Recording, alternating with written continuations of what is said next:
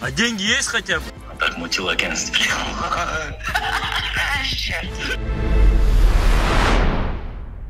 Кыргызстанда мындан ары бандиттик топтор, каракчылар, мошенниктер, элдин канын соргондор, мына мамлекетти мындай чоң өлчөмдөгү акчага алдагандар болбош керек.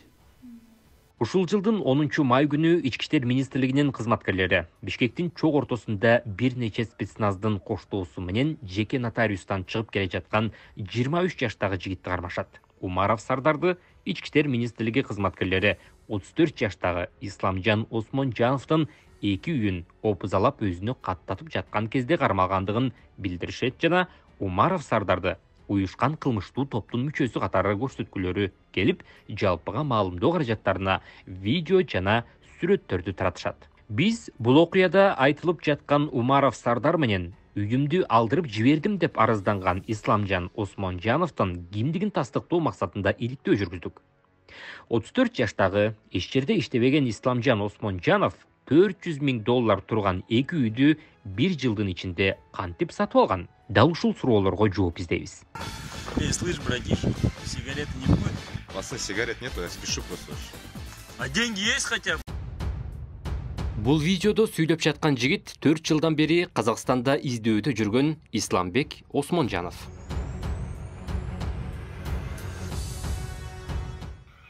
Же сизге жаздырып берем, же бир муткаңыз бар болсо айта бериң да ачык эле. Мен сизге билет айтам го, мындай мындай деп. Ушундай ислам аята мындай десең сап болду, анда өзүңүз кыла бересиз анда. Так мутил агентство. Кандай кылып эл аралык издөөнү жүргөн Шылуун Кыргызстандын жарандыгын алып, Бишкектин эң жакшы районунда жайгашкан $400,000 үйдү меники деп ээлеп алган. Анда эмесе сөз башынан болсун. Исламбек Осмонжанов 1988 жылы төрөлгөн. Казакстан Республикасынын жараны.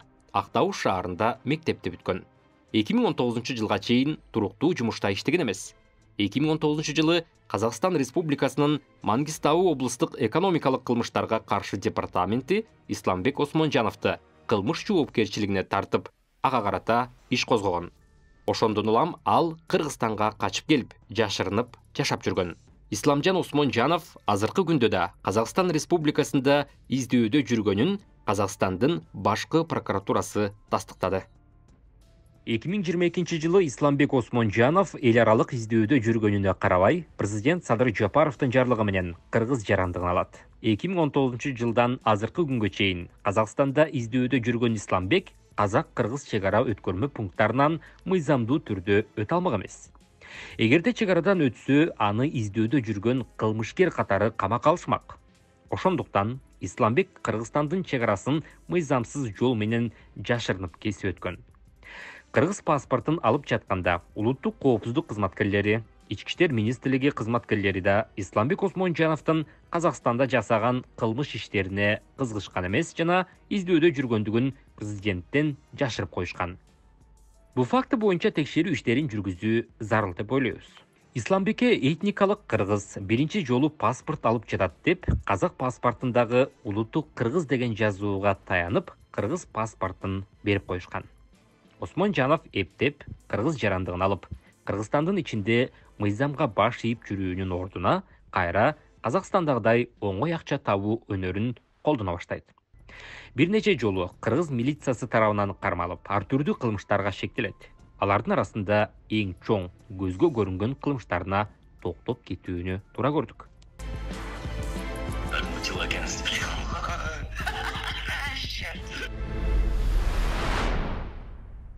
Кыргызстандын чек арасын мыйзамсыз бузуп кирип, Садыр Жапаровдун жарлыгы менен паспорт алган соң Исламбек Осмонжанов Өзбекстандан келген Мухаммед аттуу ишкердин колунда ар түрдүү майда чүйдө жумуштарды жасай баштайт.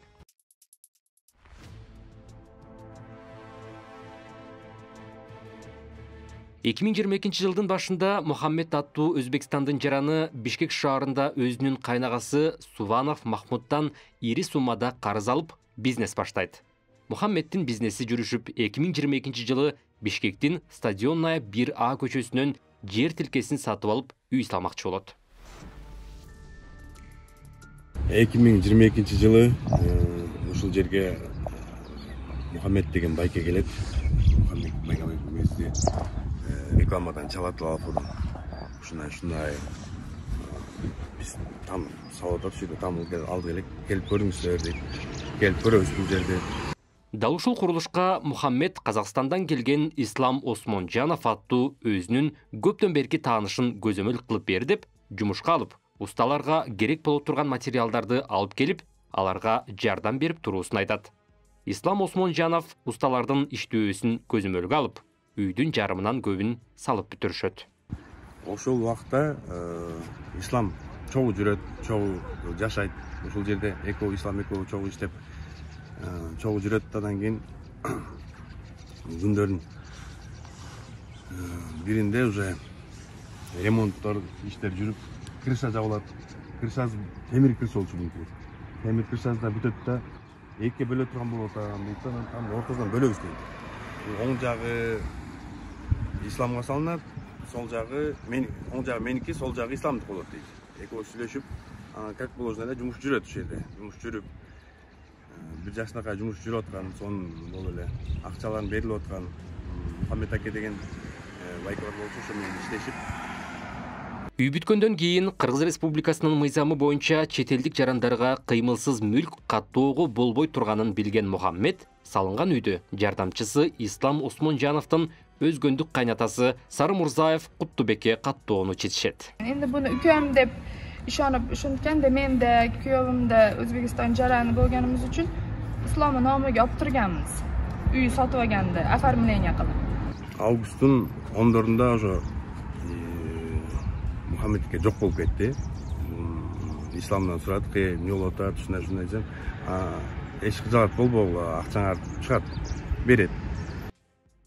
Аларда Мухаммед бизнесин кеңейтүү максатында Суванов Махмуттан кошумча карыз акча сурап, андан жалпысы $700,000 алат. Мухаммед $700,000 тез арада айлантып, кайра кайтарып берерин билдирет. Акчаны алгандан кийин кандайдыр бир себептер менен Мухаммеддин иштери жүрүшпөй, Суванов Махмутка карызын кайтарып берүүнү кечеңдете баштайт. Ошентип 2023 жылдын башында Мухаммед жумуштары менен Өзбекстанга барып келейин деп кеткен бойдон белгисиз болуп кетет. Бир нече күндөн кийин анын аялы Шохсанам Хасановага жолдошу Мухаммед белгисиз себептер менен Ташкент шаарынын ички иштер кызматкерлери тарабынан кармалгандыгы тууралуу маалымат келет. Erim Toshkentga ishlar bilan ketdi. Undan keyin meni chaqirdi, borsam shu ishim bankrot bo'lib o'xshamay qoldi. Men tog'am akada aytdi. Akam oldi hijolat bo'lib qoldim. Borib uylarni akamga narxlab o'tkazib beribdir, qolgan pulni ham qilib berishga harakat qilaman dedi. Ошентип Мухаммеддин Өзбекстандагы сот иштери узакка уланаары белгилүү болгондо, ал аялы Шохсанам Хасановага кайнагасынын $700,000 карызын кайтарып берүү максатында Бишкектеги жаңы салып бүткөн 2 үйүн өткөрүп берерин айткан. 2 үй жалпысынан $400,000 бааланат. Kelib, bu ukasi Islomni chaqirib, buni akasi manasi chaqirib, manas akani chaqirib, hammamiz gaplashib o'tirib, uylarni narxlab akamga o'tkazib berdim. Islom bo'pti, men o'tkazib beraman dokumentlarni dedi shu.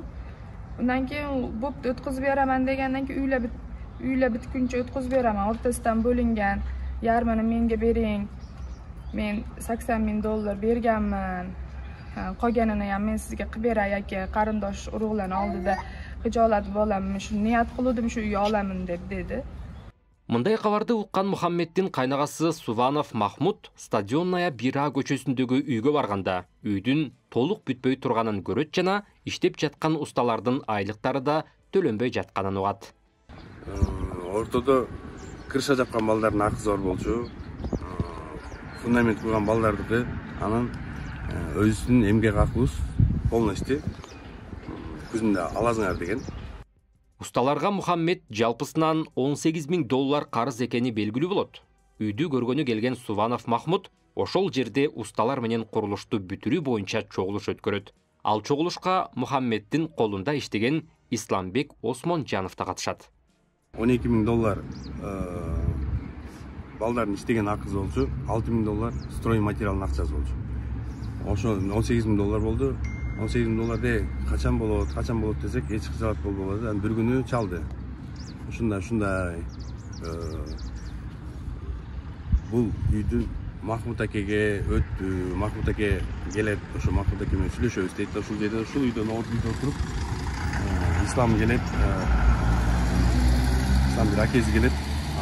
Анан кийин Махмут аке келет. Баардыгыбыз отуруп ушул жерден эсеп китеп кылабыз.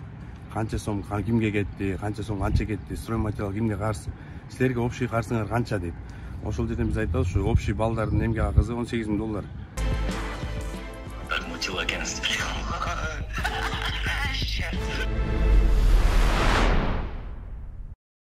О каерде ол усталар? Каерлик усталар? 5 сезон Каерлик усталар алар? Халас ар жактан.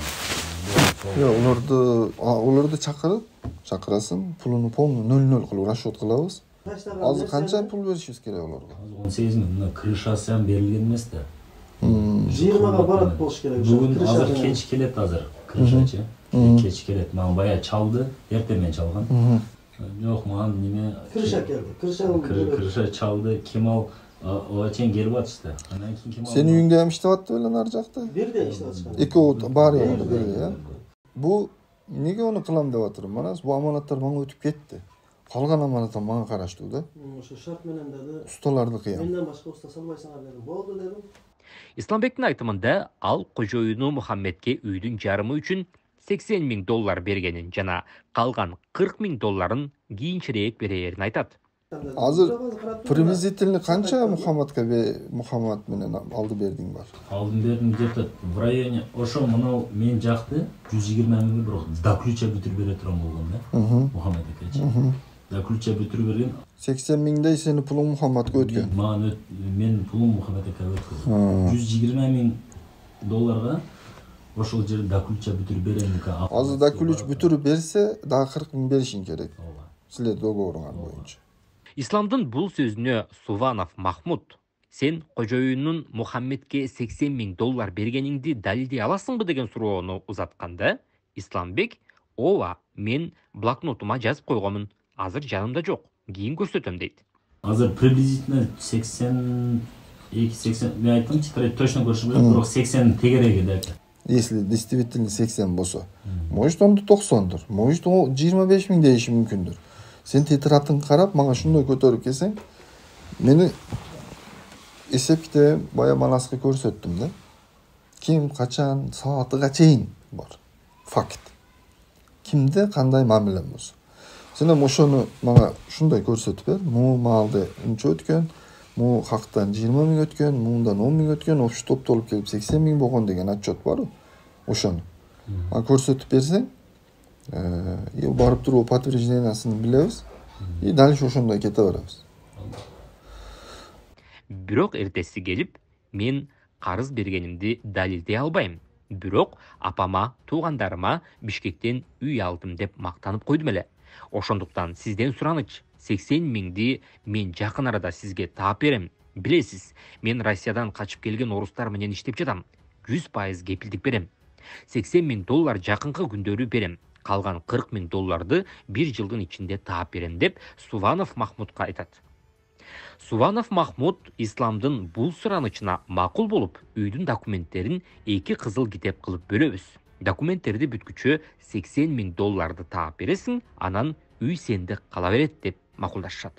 Бир үйдүн документтерин 2ге бөлүү үчүн ортодон киши жалданып, Кемел аттуу ошол үйдү салган прорабка тапшырылат. Бирок Ислам Осмонжанов үйдүн документтери бүткөн учурда $80.000 таба албай калып, кожоюну Мухаммед Өзбекстанда камалып жаткандыгынан пайдаланып, бул үй меники, силер менден опузалап, талап кылып жатасыңар деп Суванов Махмудтан кача баштайт. Анан кийин ошол жерден бул үйгө уже ремонтту баштайбыз. Махмуд акенин баласы, Усман деген баласы болчу. Баласы бар, Усман деген. Өзүнүн чынаты Сардар. Ошол бала менен келишип, мына ушул баланын акчаны берип турат, материалдарын берип турат. Калган акчаны ушул Усман менен эсеп китеп кылып, материалдардын баардыгын эсеп китеп кыласыңар дейт. Евро ремонтун кылып берип, эсеп китеби боюнча где-то $40.000 кетти деп айтат. $40,000 эки эсептегенде ошо $40,000 чукун акча кеткен ремонтко.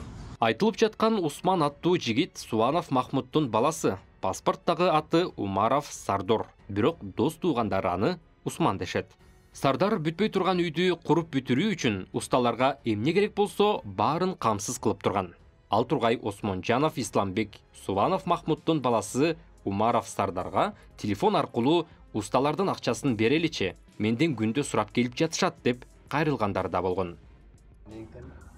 Иншалла эртең көрөч аласыңар. Ислам эке, иншалла эртең алышат буйруза. Я вам ушинтип келе берет деп кеплен тез. Келе беришет. Буну эми саган эле жөнөтүп койдум, неме. Акама жөнөтүп эле койду аны. Не кылып жүрөсүн, кожалат болуп жүрөсүн. Экөөбүздүн ортобузда болду. Ошондо келип атышат да усталар ошону. Көрүп кой дегеним го. Сен не залдасыңбы? Тренировканы бер, качканы кыл.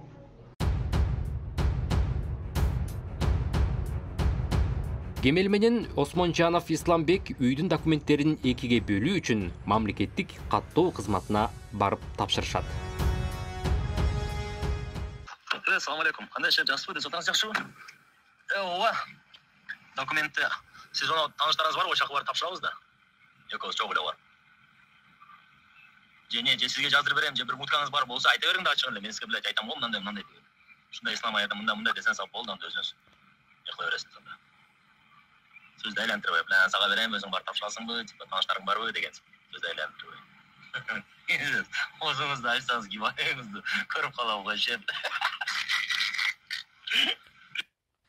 Жашоодо мындай ислам, жашоодо реально жүрдө ислам, реально кылып туруп берди. Анан тиги салып коюп, тиги салып коюп, ортого тигин салып койбойлу. Вариант кылбайлы. Мен сен суан менен төлөп койчу, төлөп көрсө. Эми кайсы жөн эле мен жанчылап атам ортодочу, ортого түшүп берип коюп. Жокбуз айтсам болмок, мен өзүм алып келип алам башка деп. Ошону иштеп бүтүрүп алсын деп бердик, бергенден кийин. Шейх, ассаламу алейкум ва рахматуллахи ва баракату. Кандай жакшысызбы? Денсаулыгыңыз жакшыбы? Шеп келдиңизби? Же таластасыңызбы? Норуз майрамдарыңыздар менен. Келген ораза айт майрамдар менен мүбарак болсун. Шеп тиги не болду анау? Документ. Eskanda налог бирдекелерин билип не кылам деген слушайдым. Чыкпай калдым. Анан бүгүн объявлениени алып салсаңар не үйдө же пироформ кеттиңер же кандай болду, не болду? Шеп.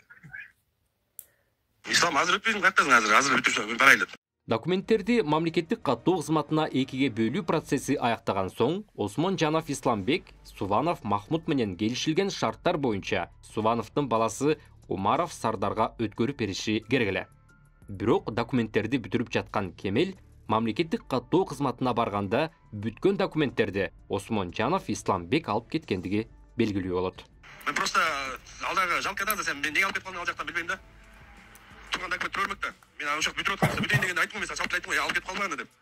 Ошол күндөн тартып Осмонжанов Исламбек Кемел аттуу прорабтан да Суванов Махмут жана анын баласы Умаров Сардардан да кача баштайт.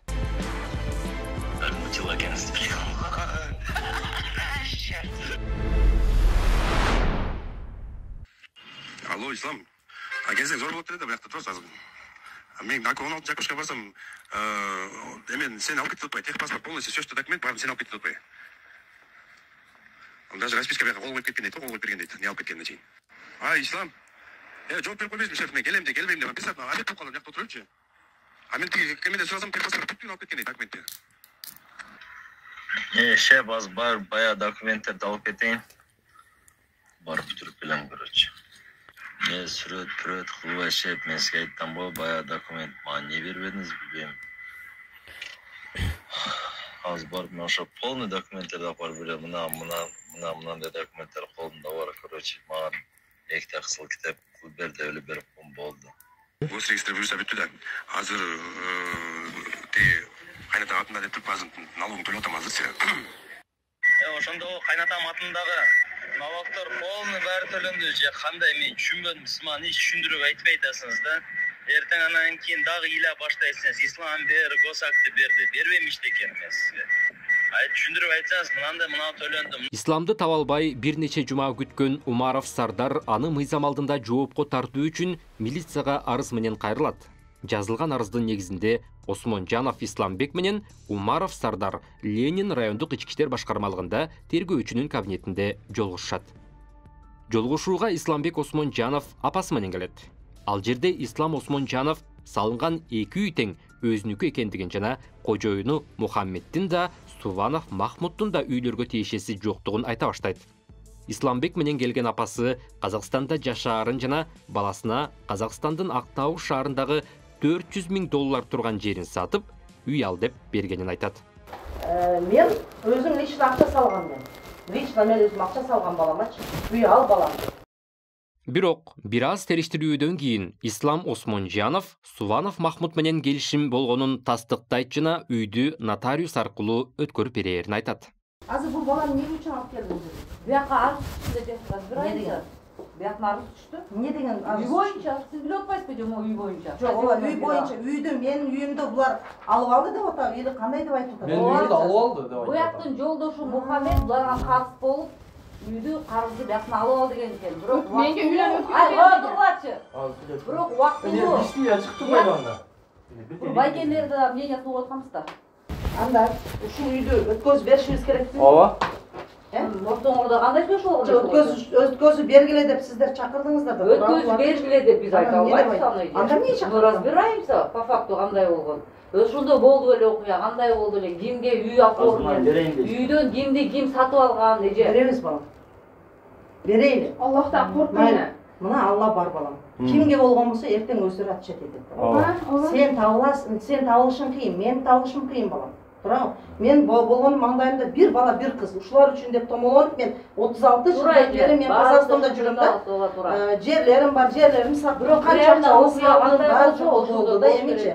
Туура. Эми булар азыр нагло мына документти өткөзүп бер. Мен үйдө эгерде нагло болбогон болсо бул жерди алып эле Мухаммед Ислам сага үй деп бирөө кетип калбаса керек. Өзбекстан жараны болуп атса кимди атын алат? Биздин ээси өткөзүп берип кой деген сөздөр бар менде бар. Алачы. Ошол ээси деген, ошо сен бол. Мен сага өткөзүп берем. Именно. Мен буга да эч кимге өткөзүп бербейм. Сен болосуң, сага өткөзүп. Мага өткөрүп бериңиз. Ошол кезде сүйлөшөбүз сен. Ооба. Хорошо? Ооба. Өткөрүп бериңиз. Мейли. Мен акымды мен үйүмдө өткөрүп бересиз да, биз өткөн үйдө. Бул учурда Ленин райондук ички иштер башкармалыгынын тергөөчүсү Исламбек арыздооңор жокпу деп сураганда, апасы да, өзү да эч ким бизди опусалаган жок деп жазып беришет. Ошол күнү нотариус иштебегендигинен башка күнү өткөрүп беребиз деп чыгып кетишет. Болду. Сиз азыр угроза түрүндө алып атасызбы? Сиз азыр. Мен угроза түрүндө эмес, мен мыйзамдуу түрүндө силерге кайрылып, силер аркылуу угрозы присутствия сотрудников милиции не было, и данная расписка была составлена. И данная расписка была составлена при нем и в Ленинском рядом. При нашем обоюдном согласии рядом. Что вы обоюдно же хотите друг другу расписку написать? Сиге качан өткөрүп бересиңер? Атка. Исламбек. Качан өткөрүп? Качан иштейт ошо? Иштегенде чалам мен аны. Болду. Ага сен нотариусқа алсам сага чала коем. Нотариустан да чече. Ошентип Исламбек Осмонжанов үйдү өткөрүп берем деп, Умаров Сардарды жеке нотариус жайгашкан жерге чакырат. Нотариалдык түрдө үйдүн жарымын Суванов Махмуддун 2000-жылы төрөлгөн баласы Умаров Сардарга өткөрүп берген соң, Сардар көчөгө чыкканда, Ички иштер министрлигинин кылмыш иликтөө боюнча Бишкек шаардык башкармалыгынын кызматкерлери тарабынан кармалат. Бул окуяны Ички иштер министрлиги коомчулукка такыр башкача кылып көрсөтүшкөн жана 23 жаштагы Суванов Махмуддун баласы Сардарды террорчу уюмдун же уюшкан кылмыштуу топтун мүчөсүн кармагандай кармашкан. Накануне оперативниками ОБОП ГУР и сотрудниками следствия с привлечением бойцов спецназа проведена операция по задержанию вымогателя с поличным.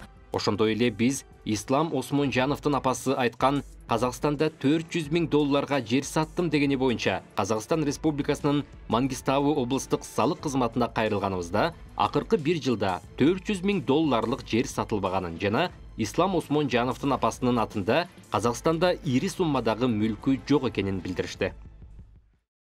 Ал эми айыпталып жаткан Умаров Сардардын атасы Суванов Махмуд Жалал Абад облусунун Аксы районунан болот.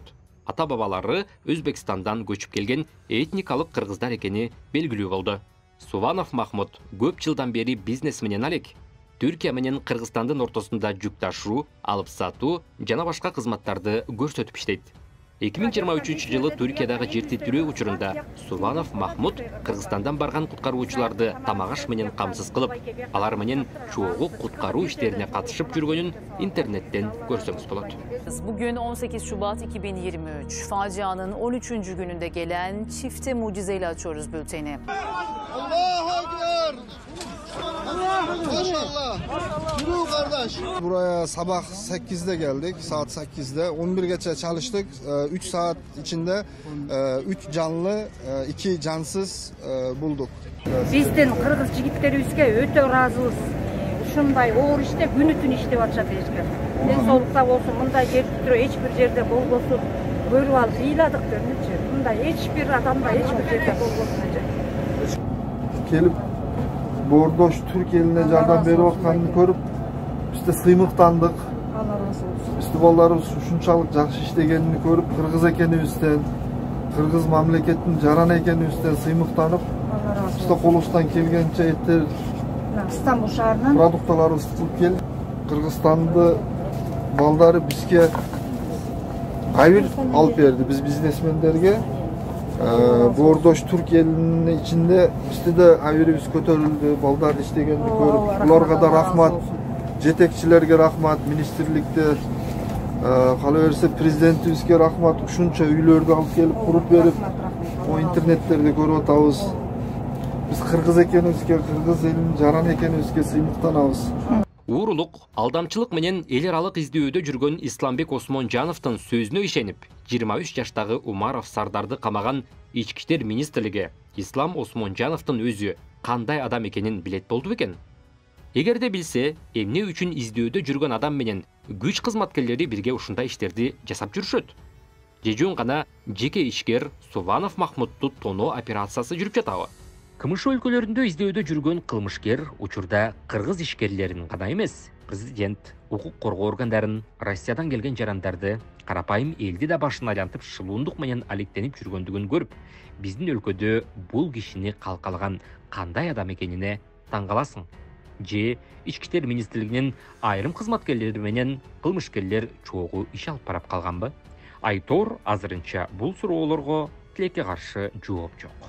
Бул окуя боюнча учурда сот иштери жүрүп жатат. Мындан ары кандай чечимдер болот, кабарлап турабыз. Так мутил экенсиз билем.